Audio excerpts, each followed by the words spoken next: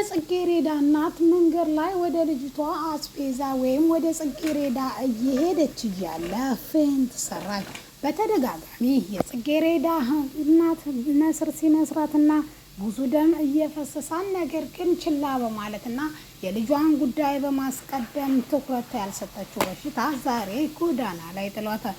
ጽጌሬዳ ዮኒን ልታገባው ቃል ገባችለት። ምንም ያክል እንኳ ደስተኛ ባትሆንም ነገር ግን እሱ ብቻ ስለሆነ ካለችበት ችግር የሚያወጣት ቃሏን ሰጠችው። እሱም ለሄቨን ደውሎ ወይም የችርስ የድል ቀናችን ነው ጽጌሬዳ እኔን ልታገባ ተስማማች በማለት ተናገረች። አሰላሙ አለይኩም ወራህመቱላሂ ወበረካቱ። ውድና የተከበራችሁ የቻናላችን ቤተሰቦች እንዴት ውላችኋል? እንዴት ሳራችኋል? ሁላችሁንም እንደ ሰዓት አቆጣጠራችሁ ሰላም ብያለሁ። ዛሬ ይዤላችሁ የመጣሁት ጽጌሬዳ ድራማን ክፍል 32 ነው። እነሆ እንድትከታተሉ ጋበዝኳችሁ። ወዳችሁ ፈቅዳችሁ ስለምትከታተሉ ከልብ አመሰግናለሁ። ጽጌሬዳ እናቷ ምን ያክል ሰርግ እንደምትወድና አንቺን ለመዳር ደግሞ ገላዋ ላይ ስጋ አለ ወይስ ከሚሉ ድረስ ጨፍራለሁ እንዲሁም የጎረቤት ሰርግ አይታ ሙሽሪትን ሳላያት እኔ ወዴት ቤት አልገባም እያለች እትዬ ቆያችሁ ብላ ስለምትቆጣ እባክሽ እማዬ ሰርግ አሁን ምኑ ያጓጓን ስትልም እኔ ሰርግ በጣም ነው የሚያጓጓኝ፣ ሽማግሌው፣ ሕፃን ልጁ፣ አዋቂው፣ ትንሹ ሁሉም ብቻ ሙሽሪትን ለማየት የዛለት ሁሉም ደጅ ሲጠና ታያለች። ነጭ ቤሎ ለብሳ ለማየት በጣም ያጓጓን በማለት የእናቷን ምኞትና ስኬት አለማሳካቷ ወይም የማትወደውን ሰው አለማግባቷ እጅጉን እያሳዘናት፣ ነገር ግን እናቷን አሁን ለማግባት እንደወሰነች ልታሳውቃት እየወሰነች ይመስላል። የጽጌሬዳ እናት ከውጭ እየገባች እያለ ጽጌሬዳ እንዴት አርጋ ሴራዋን እያሴረች እንደነበረ ሄቨን ስልክ ስታወራ ሳትሰማ ስጨርስ ምን ታደርጊያለሽ በዝበቷ ስትላትም ስልክ እያወራሁ ነው በማለት ትናገራለች። ነብዩ ምርመራ ውጤቱን አካሂዶ የውጤት ቀን ሲመጣ መድኃኒቱ የተሰጠ በምግብ ወይም በመጠጥ ሰዓት ሲሆን እሱም የሆነውን ነገር ስሜት የሚቀሰቅስና እንዲሁም የተፈጠረውን ነገር ሁሉ እንዳታስታውስ የሚያስችለው በማለት ይነግሩታል። ነብዩ ይህን ነገር እያስታወሰ ማን እንደዚህ ሊያደርግብኝ ይችላል በማለት እያሰበና እያሰላሰለ እያለ ድንገት ጓደኛው ይመጣል። ጓደኛውም የሆነውን ምን ሆነ ነው የጠፋኸው? መጣሁ ብለኸኝ እኮ በዛው ጠፋህ፣ እንደው ሐኪም ቤት ገብቼ ሳትጠይቀኝ ሲለውም እሱም ምን እንደተፈጠረ ይጠይቀዋል። እንደዚህ ብለውኛል፣ መድኃኒቱ የሰጠህ ከመጠጥ ጋር ነው። የዛ ዕለት ደግሞ ማታ ሄቨን ናት ወይን ይዛ ያመጣችው። ደግሞም የሚገርምህ ነገር ፊቴ ነው የቀዳችው። ስለዚህ ግራ በጣም ተጋብቻለሁ በማለት መልስ ይሰጠዋል። እሱም ጽጌሬዳን ለመርሳት የምታደርገውን ጥረት ወይም ጥርጣሬ እንዲያድርብህ እንጂ ይሄን እንኳ የምታደርግ ልጅ አልነበረች አይደለችም ሄቨን በማለት መልስ ይሰጠዋል።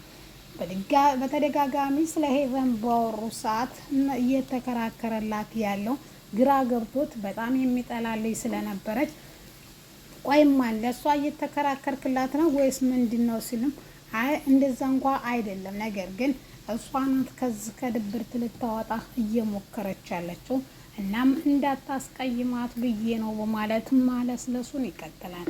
ምንም ያክል እንኳ ግራ የተጋባ ቢሆንም ነገር ግን መድኃኒቱን እሷ ታደርጓለች ብዬ አምኛለሁ። ደግሞ ለድጋሜ ቼክአፕ ከ3 ቀን በኋላ ቀጥረውኛል፣ ከዛ በኋላ ሄዳለሁ በማለት ይናገራል። እሱም እሺ ብሎ በቃ ተባብለው ጽጌሬዳ ዮኒን ለማግባት ማሰቧ እጅግኑ ጸጸት ውስጥ ከቷታል። እንባዋ እየፈሰሰ የማትወደውን ሰውና የማታፈቅረውን ሰው ለማግባት ማድረጓ በጣም አሳዝኗታል። ከትምህርትሽም አላስተጓጉልሽም፣ እኔ አግብተሽኝ እንድትወልጁልኝ ነው የምፈልገው እንጂ አላማሽን ለማስተጓጎልም አይደለም በማለት ቢነግራትም ነገር ግን እሷ ያላመነችበትም በማድረግ ምንም ያክል እንኳ ፈቃደኛ ባትሆንም ነገር ግን እስር ቤት መግበስበሷን እጅጉን ጠቅተዋለች። ሳታቅ ያስገባት ጦስ ውስጥ እጅጉን ከባድ መሆኑን የተገነዘበችው የአቶ መስፍንን ጠበቃ ካገኘች በኋላ ነው። አቶ መስፍንን ጽጌረዳ እናት በጠዋት ሄዳ ታገኛቸውና በጣም አመስግና ላደረገላት ሁሉንም ነገር በጣም አመሰግናለሁ። በእኔና ባንተ ባለው ነገር ራሱ ሚስጥራችን እንደሚቆይ ነው ለጽጌረዳ ራሱ አልነግራትም ስትለው እሱም በጣም ረፍት እንደሰጠውና እንዲሁም ያንቺ የምታውቂውን ነገር ደግሞ እንድትነግሪኝ እፈልጋለሁ። እንዴት የድሮ ስሜን ልታውቂ ቻልሽ? እንዲሁም እስኬትና እንዴት እንዳወቅሽ እንድትነግሪኝ እፈልጋለሁ ይላታል። ጽጌረዳ እናት አሁን ወደ ልጇ መሄድ እንዳለባትና ሌላ ጊዜ ሁሉንም እንደምታጫውተው ለአቶ መስፍን ቃል ትገባለታለች። እሱም በቃ እንደዛ ከሆነ አላስተጋጉልሽ፣ ነገር ግን በእኔና ባንቺ ያለው መካከል ተዳፍኖ እንዲቀር ነው የምፈልገው በማለት ይነግራታል። እሷም ችግር እንደሌለውና ሀሳብ እንዳይገባውት ብላ ላደረጉላት ነገር በድጋሚ ማመስገኗን ትቀጥላለች። እሳቸውም ምንም የሚያስፈልግ ነገር እንደሌለና ምንም ነገር እንዳላደረጉላት ይነግሯታል። እሷም በአሁን ሰዓት ይህ ማለት ለእኔ ምን ያክል ዋጋ እንዳለው ስላላወቁ ነው እንጂ እውነቴን ነው ምሎት፣ ለማንኛውም ውለታችሁም በፈጣሪም በምድርም እከፍላለሁ በማለት ቃል ትገባለች። የጽጌረዳ እናት ለሌላ ጊዜ ተቀጣጥረው አሁን ከዛ መሄድ እንዳለባት ተናግራ ለልጇ ደውላ ከአቶ መስፍን እንዴት ተለየች? አንቺ መውጣት ስለማች ምን ላምጣልሽ ትላታለች። እናቴ ሆይ አንቺ ብቻ ነይልኝ፣ እኔ ምንም አልፈልግም በማለት ትናገራለች። ለማንኛውም ሙሉ ነው ብትላትም የእናት አንጀል ሆነና የሆነውን ነገር ያስፈልጋታል ለልጅ ያለችውን ሁሉ ገዛችላት። ደስታም ወደ ቤቷ ደፋ ቀና እያለችም እየሄደች እያለ መንገድ ላይ ፍቅርታ ለፌቨን ቁርሷን አቅርባላት እየበላች እያለ ሻይ የምታቀርብልኝ አንቺ ዘርፌ የከዳ ነው በማለት ትጠይቃለች።